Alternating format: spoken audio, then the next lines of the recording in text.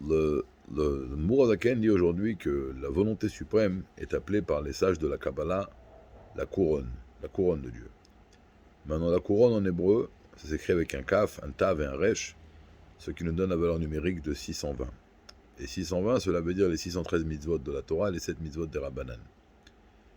Et il dit qu'il y a 620 piliers, et de la même façon qu'un pilier, il relie le plafond avec le sol, eh bien ces mitzvot-là, les mitzvot qui sont enracinés dans la volonté de Dieu, dans le Keter, dans la couronne de Dieu, ils descendent et ils s'habillent dans le monde. Que toutes les mitzvot, elles sont matérielles.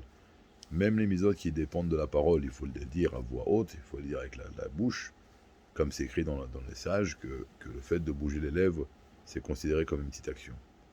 Et même les mitzvot qui sont des mitzvot, a priori complètement abstraites, comme aimer Dieu, craindre Dieu, avoir une connaissance dans la divinité, ça on pourrait pas dire qu'on va les accomplir matériellement, c'est quelque chose de spirituel. Alors il dit, mais cependant, à qui ces mitzvot ont été donnés? À un homme qui habite dans ce monde-là, matériel, qui vit dans un monde où il y a du mal et il y a du bien, et il doit constamment faire ce choix entre le mal et le bien. Donc les mitzvot, elles ont un lien direct avec le monde matériel. Et donc, par l'intermédiaire de ces mitzvot, qui sont les piliers, qui sont enracinés dans la volonté de Dieu, dans la couronne de Dieu, et qui descendent jusqu'à ce monde-là, pour nous, donc c'est le fil conducteur qui va nous permettre de nous attacher à Dieu. Il dit que ces piliers, ils sont comme troués, ils sont vides à l'intérieur. Pourquoi il dit ça? Nous avons appris dans le Tanya, dans le Père 4, que, vous savez, sur la pierre tombale d'un homme, il est écrit en initial que son âme soit entourée de Dieu.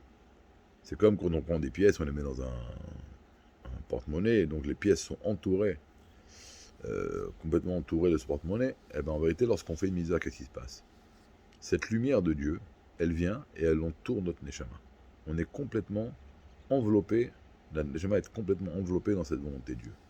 Et donc à ce moment-là, elle peut jouir de la présence de Dieu, ressentir l'unité de Dieu.